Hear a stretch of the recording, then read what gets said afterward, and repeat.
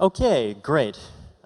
So today I am going to be talking about rabbits. No, rabbits are outside of DeFi, but I'm going to be talking about other things that are outside of DeFi and rabbits. So the vision for Ethereum and for, I think, a lot of the crypto space, even beyond Ethereum, has always been going beyond finance, right? It's always been about taking these ideas of decentralization, trust minimization, experimenting with building and implementing using many different kinds of mechanisms to areas that go far beyond just finance, right? So this was a post that I wrote even back in 2013. This was part of this three-part series in Bitcoin Magazine's, or the Bitcoin Magazine article on decentralized autonomous corporations. And the one example there for a decentralized autonomous corporation, this was back before they were called organizations, that would actually be useful was this thing that I called Identity Corp. And it turns out that what this thing is trying to do is basically exactly the same thing as proof of humanity, and it works in actually not that different away from proof of humanity, right? So this was ideas that I've had in 2013. Other people have also been having similar ideas for a long period of time. So doing interesting things like this that go beyond just giving people tokens and letting people earn yield on their tokens and tokenizing the yield and earning yield on the yield tokens. This is going beyond that has always been part of the vision, and I think for a lot of people even the most interesting part of the vision of general purpose blockchains. But today, we mostly just have finance, right? There's a lot of excitement around DeFi, and there was, the summer of DeFi, and Uniswap has been very successful, yay, and Compound, and Synthetics, and Aave, and the various projects that'll get super upset at me for not mentioning them, have all been very successful. See, I mentioned you with a universal qualifier, you can't complain. There's definitely this perception that financial applications dominate the Ethereum space, right? So to clarify, right, this is not bad, right? And DeFi people are great. I mean, DeFi dad is great too. But this isn't all that Ethereum is trying to do. And the question is, well, why is finance so dominant? And to me, there have always been two primary reasons. One of the reasons is that finance is just the area where centralized technology sucks the most, right? I can send you a centralized email and you will get it within 1 second, and sure, maybe various intelligence agencies will read it, but at least you can read it, and at least you can read it 1 second from now. International bank wires do not work that way, right? And they're still notoriously annoying and inefficient, and there's a lot of these extra frictions that still persist in the financial system. And so the decentralized space just is a bigger delta from centralized finance than it is from centralized other things. But at the same time, centralized other things do also have problems, and I think as we've been seeing centralized other things grow more and more, we start to realize more and more what those problems are. And also, I think there's the second reason, which is that so far, transaction fees have been high, right? When it costs $5.22 to do anything, the degens can pay for it, the apes can pay for it, the orangutans can pay for it, but ENS names, well, okay, I mean, domain names cost $8, so maybe you can pay for it. But if we start talking about decentralized social media things where every tweet becomes an NFT, then that can't work when you have $5.22 transaction fees. So the good news is that problem is a problem which is now being solved, right? We have the rollups, yay Optimism, yay Arbitrum, yay ZK Sync, yay Loopring, yay Starkware. See, we got 5 of them, right? And I'm sure, once again, and all the others that I have not mentioned. So scaling is being fixed, right? And also sharding to kind of increase the scalability of that even further. basically now actually is a good time to start thinking about, well, can we go beyond finance and start actually building all of these other things that we wanted to build. The current focus on finance is interesting because it does, I think, end up kind of confusing people to some extent. This was an interesting article that I saw. This was a post, I think it was something like remaking positive sum worlds, and it was a reply to some of the writings by myself and by some other people talking about public goods funding. And one of the interesting sentences in this that I mentioned is at the end of the first paragraph. I'm saying, colloquially, these market primitives are sometimes described as public infrastructure, but if blockchains serve a public today, it is primarily one of decentralized finance. Fundamentally, these token holders share only one object of concern, price. Now, that sentence really confused me, right? Because to me, the purpose of these projects is not price. The purpose of these projects is utility. Price is nice, but price should only ever come as a consequence of utility. But at the same time, in the topsy, crazy, doggy world of today, price does end up dominating in people's minds, and so you do get these kinds of impressions that are misconceptions and severe misconceptions from the point of view of my ideal world, but they are, again, still reasonable, I guess, inferences to make if you just look at, what people are doing today, right? So the challenge is, well, I think these kinds of problems are going to just become less, it will become more obvious how they're not problems once we have a crypto space where there actually is more utility and more projects and ecosystems that are building all sorts of various different kinds of utility, but we have to actually get there. So Ethereum being defined by DeFi is better than Ethereum being defined by nothing, but it's time to go further. But where do we go? So I think the goals that we're looking at, right, is so there's a lot of things that people want to do, but it's also important to kind of think through, what are some of the things that are both valuable potentially and that might be interesting to focus on in the very near term.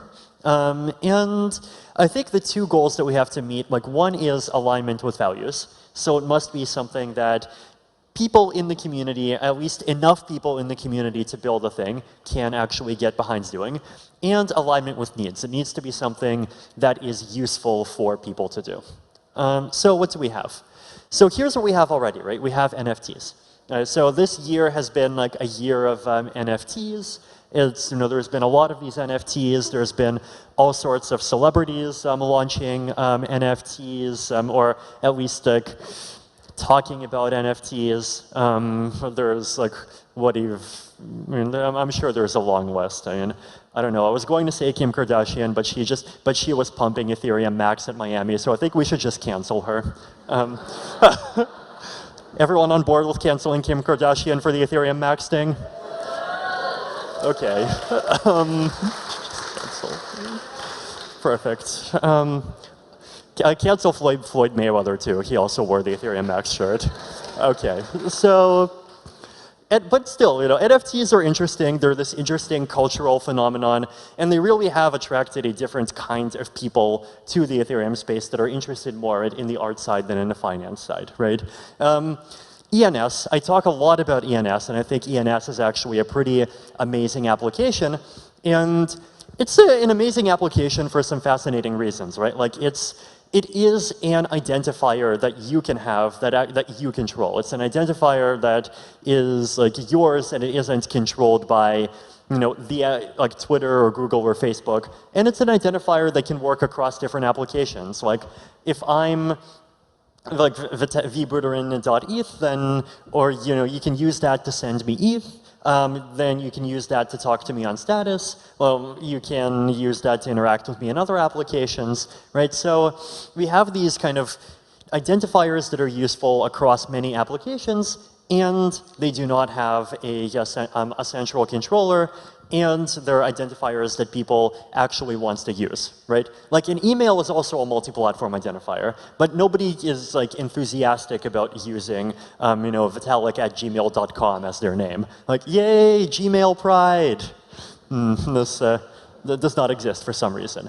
But the reason why you can say what we have already is just NFTs, and NFTs are so amazing, is because technically ENS names are NFTs. But hopefully we'll have more and kind of more interesting types of NFTs in the future as well.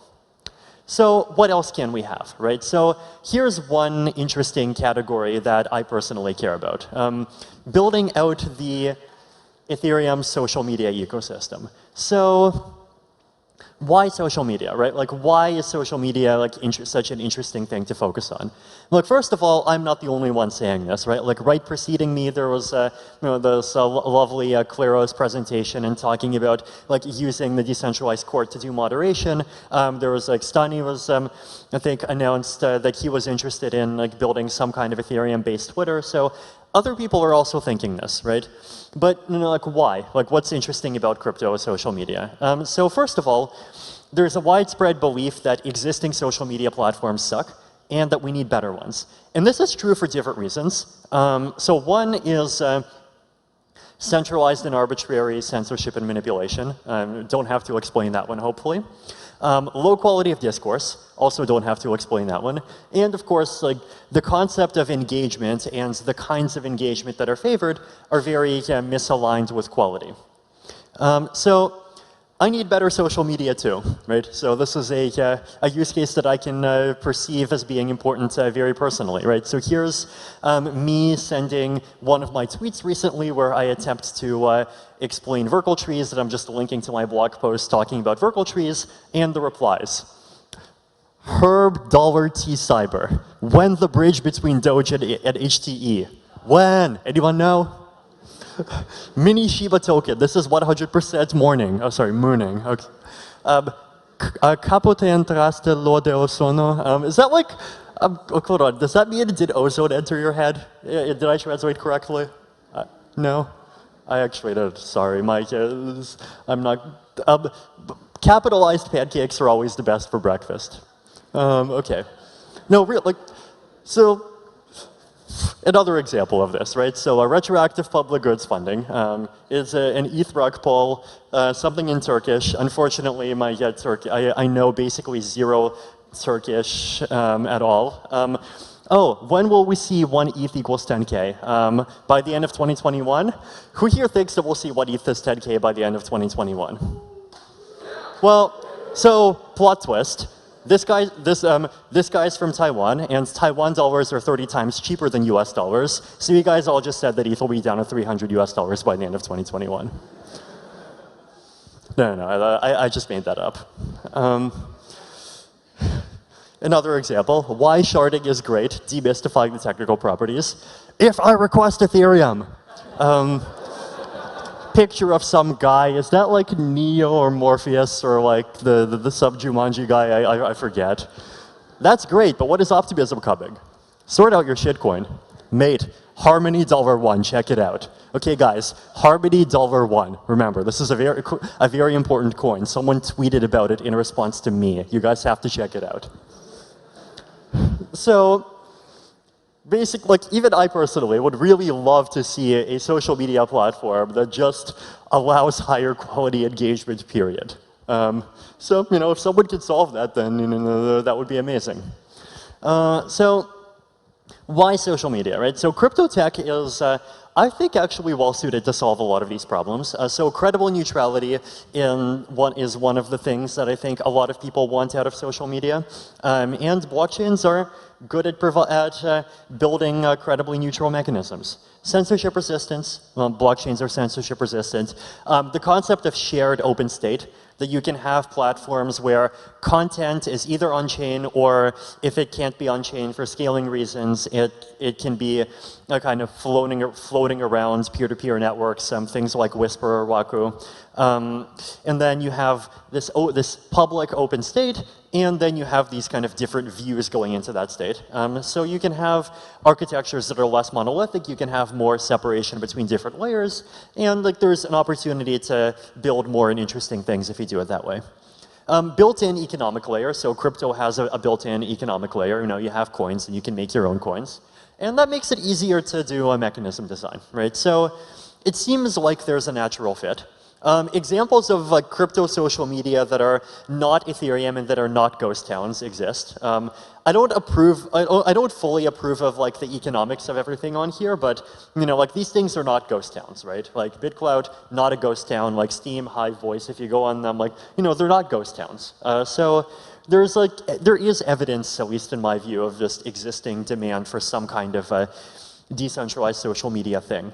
So directions to explore, decentralized content and separating out the content from different views that can be views on the same content that filter it. Prediction market-like mechanisms.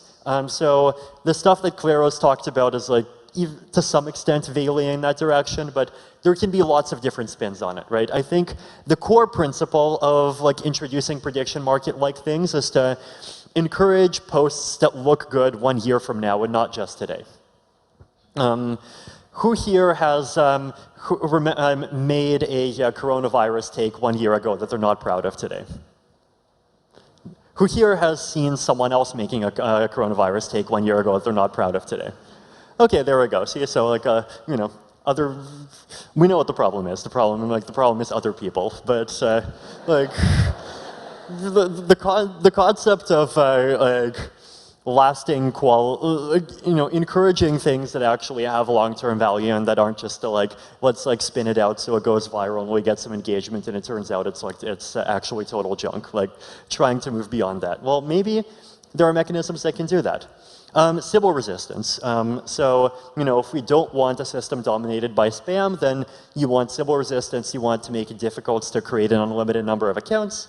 An interesting direction is community focused, so forums that are less about trying to create like this global water cooler that tries to like pretend that everyone is 2 meters away from each other, but more like things that allow people to more easily form communities and even kind of enforce rules and enforce limits within their communities.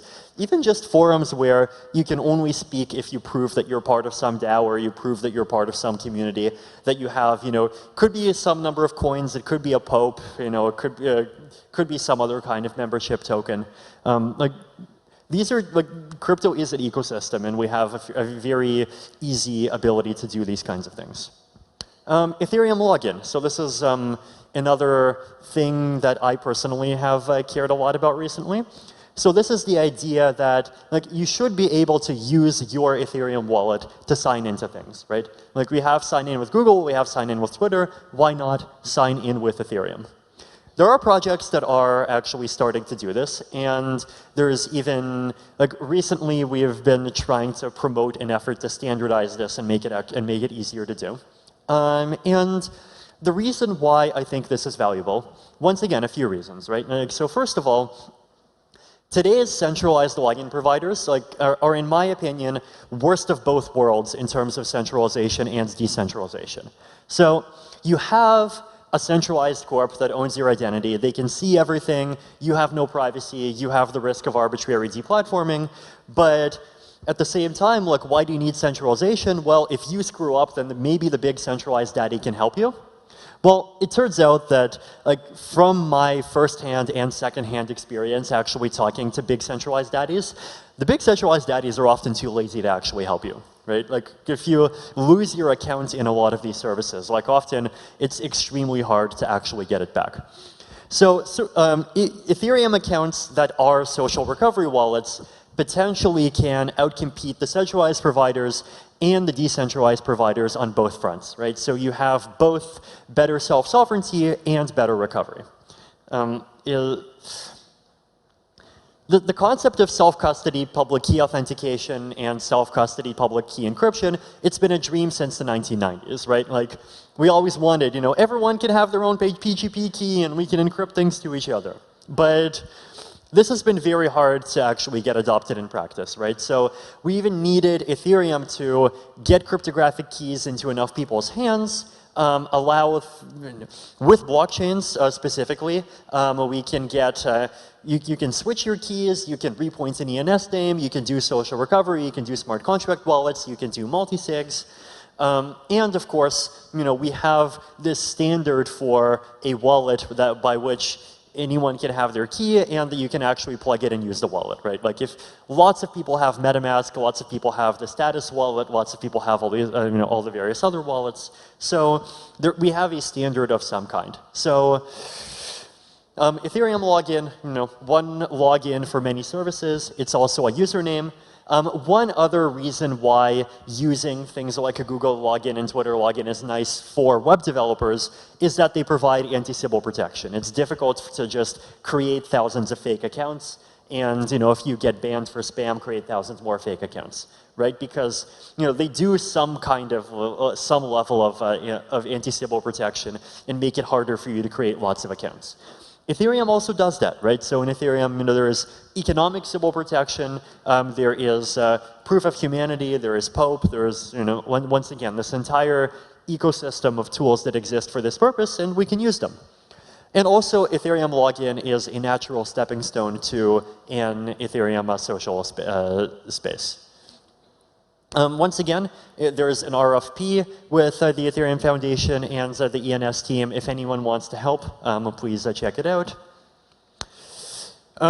Building the attestation ecosystem. So this is another one of these things. It's not so much an application in the sense of like one app that one person builds, but it's like a category of application, right? This is just the idea that you can have these attestations. You can have people just sign a message that says, I believe X about account Y. And you can just publish that, and whoever owns account Y can actually have that attestation. It doesn't always it doesn't have to be published on chain if you want to preserve privacy, but they can have that information, and then if they want to prove it to someone else, then you can zero knowledge prove it. And this is the sort of thing that has been a dream for a long time, right? But we actually have this growing ecosystem of things that are moving in the direction of being able to do that, right? Once again, there's proof of humanity, there's the Pope, there's various projects doing like thank you for your participation type NFTs, open certs in Singapore is like actually running, various Ethereum enterprise projects, like a lot of projects in the Ethereum enterprise ecosystem are ultimately about making attestations about individuals, making attestations about events, providing like receipts for events that happened. And so we have this ecosystem of just things that are happening that are cryptographically signed, that are cryptographically provable, and like we can have more, right? And we can build more infrastructure to actually, make all of these things be provable on chain. Well, voting should not be provable on chain, but that's for reasons that I already talked about in other places, so won't get into that now. If you want, and you should be able to attest to things and use zero knowledge proofs for privacy at the same time, right? So you can make a proof that says like, prove that that I have reputation score of at least 100 according to this metric, and prove that I am a unique account, but do not prove any, or do not reveal any other information, right? Zero knowledge proofs, they're magic. You can do this sort of thing. So like this is an ecosystem that actually can be built out more. Gitcoin is interesting, right? In how like they are experimenting with these attestations and giving you higher trust bonuses if you have like I guess higher levels of verification. But like this could be done in a more cross-platform, like not centralized and more privacy-preserving way as well. So that's one set of ideas. Another set of ideas that I personally am excited about is retroactive public goods funding. So, I don't know, Carl talked about it yesterday, but I like the topic, so I'm going to talk about it again. So, once again, yay, new forms of public goods funding. So, what is retroactive public goods funding, right? So basically, the idea here is is this concept that instead of funding projects, or having some kind of centralized mechanism that funds projects based on what it thinks is going to be promising, we have an ecosystem that funds projects that were already successful, And then you basically create the equivalent of a prediction market where people can fund those projects in advance based on a prediction that once some project succeeds, it will get the retroactive grant. So the idea would be that we set up a DAO in the blog post from yesterday, it was called the Results Oracle. And the DAO just judges what projects were valuable according to a community's goals. And it judges after the fact, right? So you might say, we can judge right now that EIP 1559 is valuable, or maybe we want to judge that a month from now. We can judge that layer 2 protocols were valuable. We can judge that Uniswap was valuable, and we can make these kind of retrospective judgments. And then there's this concept of projects tokens, where if you have a project, then you can launch a projects token, and you can use this projects token to basically either get funding for the project ahead of time, or you can just allocate that project's token to people who have made contributions to that project. And that encourages upfront contribution, and then if that token trades on the market, then whoever buys up that token or whoever does work to get that token will be rewarded in the future if their prediction about this project being important turns out to be correct. Right? So this is basically, as I think Carl and Jing said yesterday, it's creating the equivalent of how the startup ecosystem works, where you have investments backed by the possibility of an exit, but for public goods. So the goal here is to encourage work and funding on things that I call entrepreneurial public goods, right? Entrepreneurial public goods are public goods, so projects that benefit a large and unselective group of people. So you can't pick and choose. You get it, you get it, you get it, you don't get it, you get it, you don't get it. It just, it's either out there and it benefits everyone, or it's not out there and it benefits no one. But at the same time, projects that are only seen as important after they are built. So entrepreneurial public goods are hard because markets and governments both tends to systemically fail at them, right? So markets fail at entrepreneurial public goods for the same reason markets fail at every other public good. There's the free rider problem. And governments fail at entrepreneurial public goods because being institutions, they're either too, if they're centralized, they're too exclusionary, and if they're decentralized, they're too conformist, right? So there isn't really a good kind of funding channel for people to kind of get rewarded for building things that are not recognized as important at the beginning, but only become recognized as important once the whole project is already done and everyone can already see the benefit. So examples in Ethereum, EIP 1559. So EIP 1559, it's launching 2 weeks from now. Yay! Right. Now, the idea for EIP 1559 originally came about in, I think it was 2017 or 2018, right? So the idea was published. Then what happened? The community just kind of sat on it for a year. A few people recognized that it's important, but no one was working on it, and no one thought that they felt empowered to work on it, and no one felt that they would be rewarded for working on it, and so people sat on it. And then eventually a bit more research was done on it. Then people sat on it more. Then eventually, there was some more research done. And then finally, the community kind of staged this mass protest where they basically just flooded one of the Gitcoin rounds, and they just redirected half of an entire Gitcoin matching pool over to an EIP 1559 grant. And by then, there actually was this big community signal that EIP 1559 is really, really valuable, and we need to actually do it. But it took a long time, right? Imagine a world where work on EIP 1559 had actually started, even if by some small team, just somewhere in the ecosystem that really believed in it 1 year earlier. Layer 2 scaling. So layer 2 scaling, right now it's a big space, but 2 years ago it was a small space, right? And even before that, there were teams for example, the Optimism team before they were Plasma Group, and when they were Plasma Group, people theoretically knew that layer 2 scaling was good, but no one really felt the urgency, and some people did donate a couple $100,000 to them, but we're not going to. OMG team supported them, right? A couple of other people supported them, but like there wasn't really that much more support, right? There wasn't really that much kind of incentive actually encouraging them to start thinking about and start working on those problems then. Now imagine if Plasma Group, instead of being like 3 to 5 people, had been able to scale up to 10 to 20 people way back in 2018. They would have figured out that Plasma's a dead end a year earlier. They would have probably switched to optimistic rollups a year earlier, and we probably would be, we would have been selling tickets for EthCC on a fully functional and stable optimistic rollup even right now. Easy to use staking tools, another good example. Just infrastructure to make staking easier for users is something that we're increasingly recognizing is really important, but that there wasn't really a good proactive effort for it. Uniswap, right? Launched in 2018, nobody cared about it for a long time. Then in 2020, all of the talking heads on, on Twitter that consider themselves to be very smart started talking about, oh, it's the summer of DeFi now, and oh, AMMs are the future.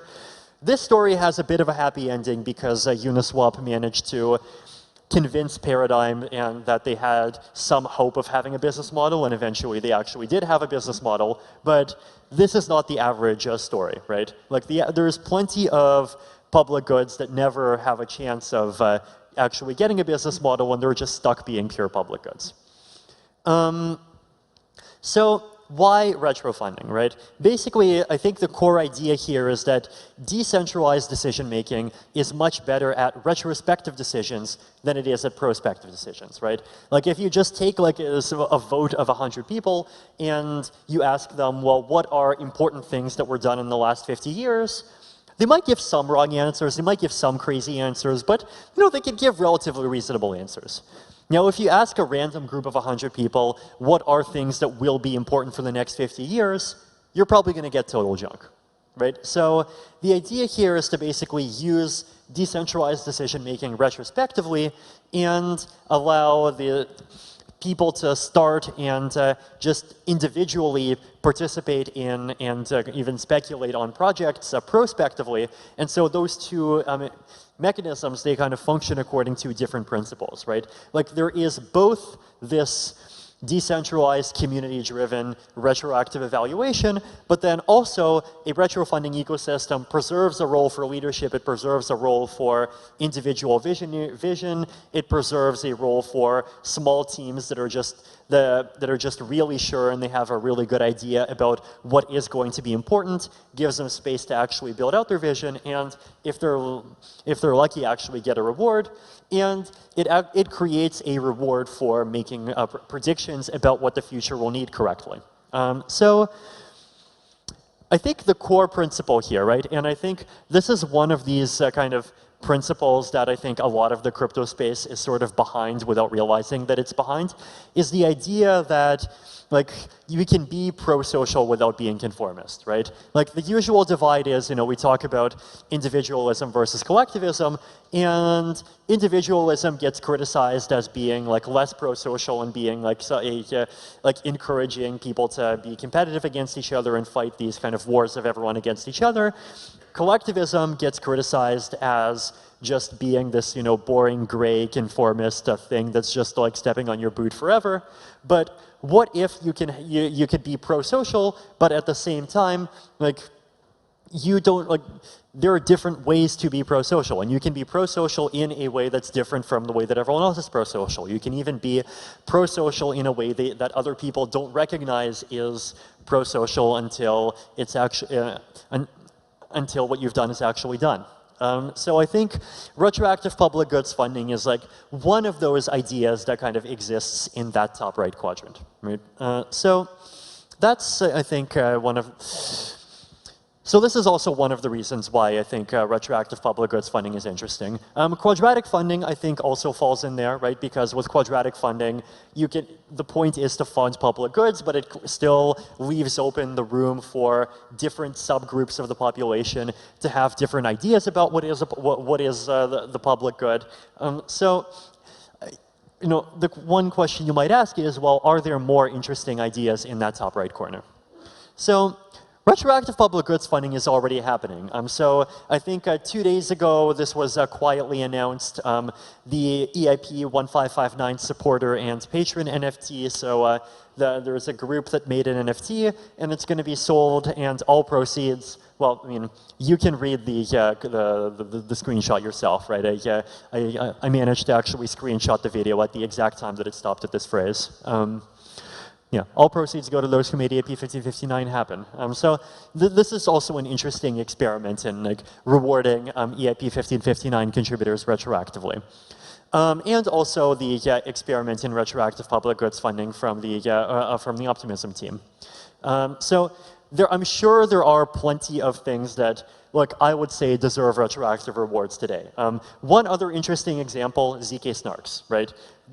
This is technology that we really depend on. And there are a lot of very smart people, like even the Starkware team and Ali Ben-Sasson and his team is one example. There's also just plenty of academics in all sorts of places that worked very hard, and in some cases even worked for decades to get all of the different pieces of technology that are needed to make ZK snarks possible happen today, right? And there's this like very long chain of citations, right? To be able to use a ZK snark, like, you might want to use Plonk, and Plonk was built by the Aztec team, and Plonk is based on polynomial commitments, and there's KZG commitments that were created by Kate, Zavarucha, and Goldberg, and then those are built on elliptic curves, and elliptic curves are created by these other academics from 30 years ago, and then zero-knowledge proofs themselves are this theory created by theoretical cryptography that slowly grew over the last 30 years, and then you have the people who invented the PCP theorem back in the 1980s and 1990s, right? Look, there's all of these people doing all of this amazing work that we now recognize as just absolutely key to making the next step of this multi-hundred-billion-dollar industry possible. But in a sane world, there would be a reward for putting decades of your life into things that become finally valuable.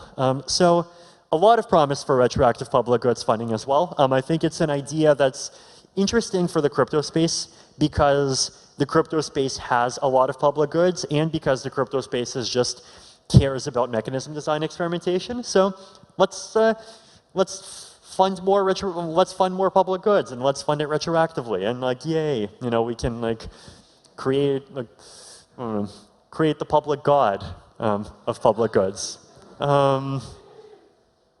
So key takeaways, right? So the Ethereum ecosystem has to expand beyond like just making tokens that help with trading other tokens, right? Like in some ways, like if you just take like just this narrow thing that is DeFi and you just like keep pushing it to infinity, and you keep letting like the A16Z and the Z32W and like the AK47 and whatever these funds are, and they just like keep going forever, and then like you're just gonna get like tokens that give you profit from yield farming other currencies that are financial derivatives between other yield farming tokens, and this other thing that's a prediction market of yield farming tokens on top of stable coins. And like these things are valuable up to layer 1 and layer 2, but once you get to layer 3, it's like and then once you get to layer 6, like you're actually increasing the financial instability and the risk that this whole thing is going to collapse and like potentially get a couple regulators angry, right? So let's not just do DeFi, and doing not just DeFi is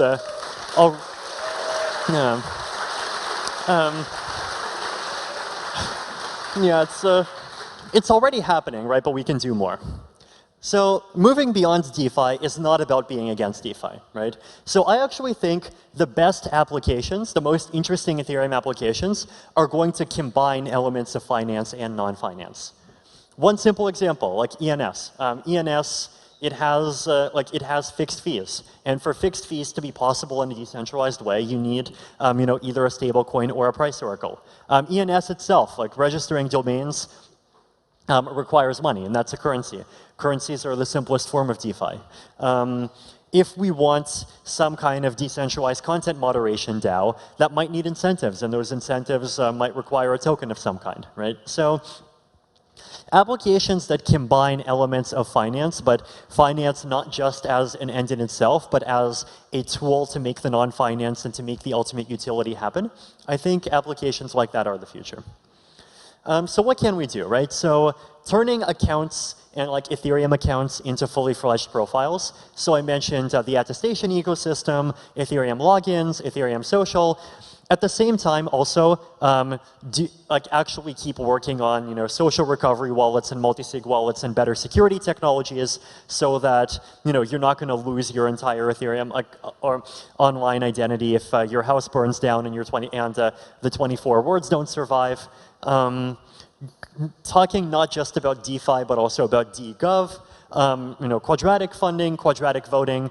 I saw the Gitcoin DAO use quadratic voting, which I think is amazing. The retro funding, are there going to be other ideas? I think this is one of those things that's really worth thinking about. So there's a lot of things that we can do, right? And let's start building. Let's do more experiments, and maybe a few years from now, we'll have a lot of just really exciting things to talk about that are providing just all kinds of very diverse and real value to all kinds of people, not just within the Ethereum ecosystem, but also going far beyond it as well. Thank you.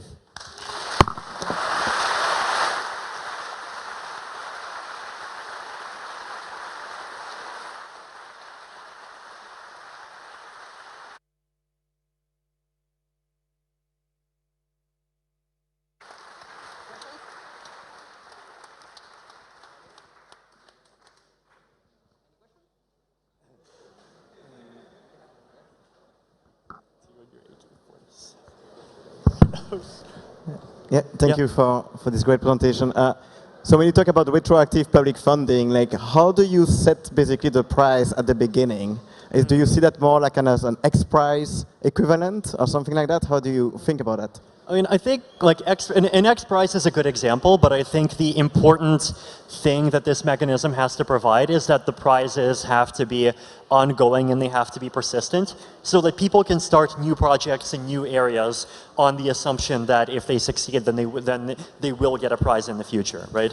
The X prizes and existing prizes, they tend to be oriented around a very specific goal, which I think is good and I think it's valuable.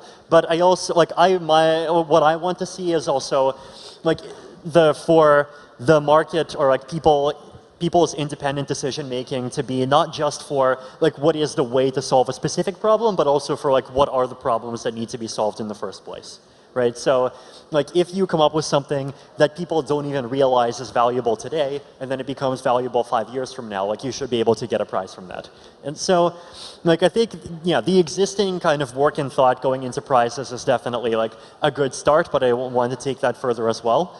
And then in terms of what mechanism will decide how the prizes are distributed, I think that's kind of deliberately left a little bit blank, because I think a perfect solution to that problem would be a perfect solution to the governance problem, and humanity is very far from perfect solutions to the governance problem, right? So we do have to, I think, kind of be humble and realistic about it and approach that problem more experimentally and iteratively. So start with something simple, see how it goes, and then just keep improving it over time as we see how it actually collides with the real world.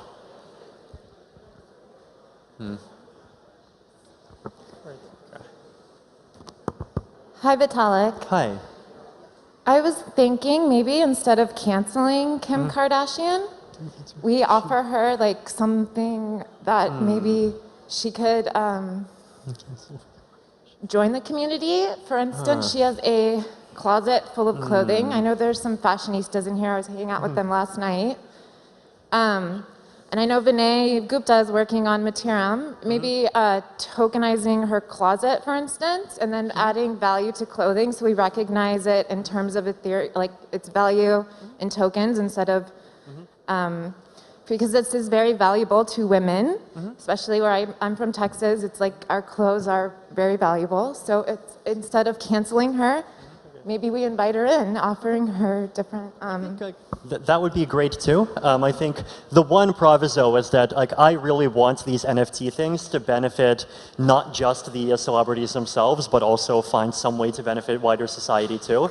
So if it like no, if she makes an NFT and a large portion of, let's say for example, some portion of the rewards go to charity and this ends up funding some, really awesome thing that like, empowers poor people and, in like say, the Southeast Asia or Africa, then like I think that would be amazing and I would be the first to like give some kind of official uncanceling. So no, that would, like, if things like that can happen, then that would be really delightful. Thank you. I think not just the same. Hi. After this Zika rollup will going to be implemented and and some other several steps will go through and the Ethereum level will become the level it is wishable by all of us, I think. Will it not be the problem by the governance to somehow take the control over? Because like I heard today the presentation about human recognition, and by just alone this thing, and yes, it is a private blockchain, and plus the recognition without naming a name. But if you take some other database and basically put things together and everything what's going to happen, maybe a privacy issue, and then... So I think like a couple of things there, right? Like one, I think it would be better if these things are done like on public chains instead of on private chains, just so that they can be used by everyone instead of just a small group of people. And then for a privacy issue, like I think private chain versus public chain should not matter because a well-designed system of attestations should not be putting personally identifiable information on chain. At best, it should be putting hashes of privately identifiable information on chain. And if you want to prove it to someone else that you have something that matches a hash with a zero-knowledge proof, you can. But if you don't send someone that proof, then look, they're not going to see what the hash represents. It's just a random number, right? So I think like it is definitely important to design these systems privately, and one of the reasons why I would want the Ethereum community to be kind of actively involved in designing these systems well is because if they're not designed well, then like someone else with very limited technical understanding and a very narrow-minded profit motive is going to design them badly, and that would be unfortunate. Now the next, of course, challenge is like, if these systems have decentralized governance of some kinds, then like, what if that governance gets corrupted somehow? That is a genuine concern. And like, I'm worried about this stuff even today, right? Like, I'm worried about how even a lot of these like DeFi governance tokens, there's like 5 or 10 people that can have that can control half the supply, and then they can just like make a proposal and like force the projects to do what they want. Like, it's I think hardening these systems so that they are more resistant to attack, and so that like potentially even like putting a speed limit on them and like designing them in such a way that changes can only happen slowly, adding more kinds of safeguards, adding more diverse sets of stakeholders, like these are all things that we need to also focus and think about more.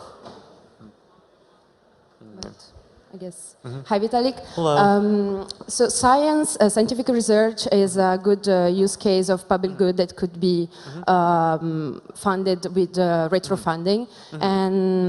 And for example, you could give value backwards to impact factor of publications and other micro contributions like peer reviews, data collection that usually are not valued economically. So I wanted to know your thoughts about it, but also how do you think this could be integrated with a prospective funding, since the problem of science actually to have money to start with projects? Now, I think scientific research is a great example. Actually, one very timely example of this is like take COVID vaccines, right? Like COVID vaccines, I think, have provided like literally trillions of dollars of value to humanity even right now by just allowing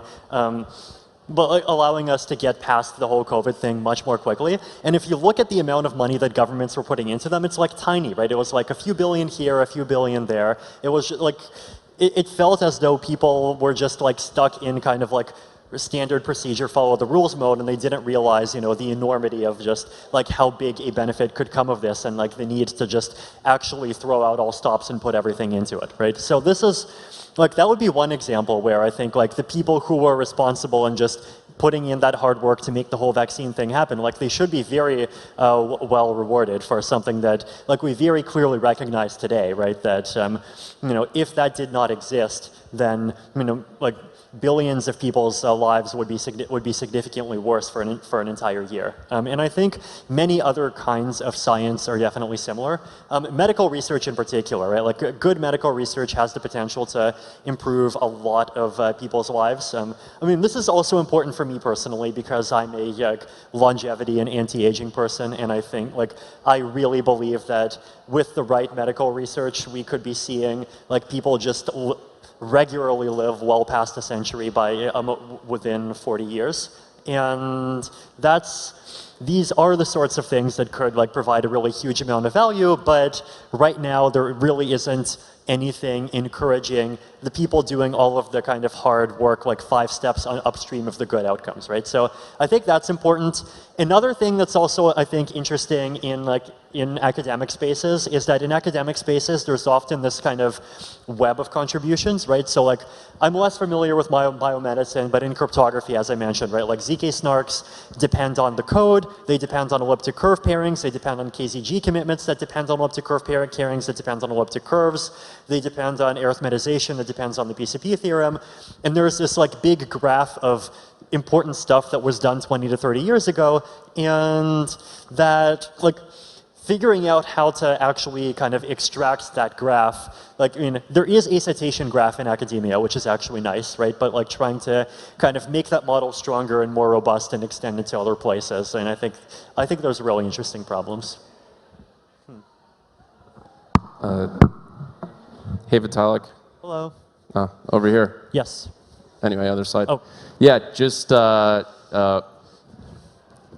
let you know, because your talk had a lot of points about attestations, and we just launched we announced the Ethereum attestation service today, and it's a public good. It's open protocol. It's a registry for anyone who wants to make any attestations on the blockchain. The attestations, the schemas can also be made there, and there's a schema registry. So a lot of the things that you spoke about could potentially use it. It's free, it's open to use. There's no token or profit motive, so take a look at it. That's amazing. I mean, I think my advice would be to kind of work with the community and see if like you can get the existing attestations, like the proof of humanities and the popes, and like actually like just get everything together into a framework. Like that would be awesome. I mean, very good.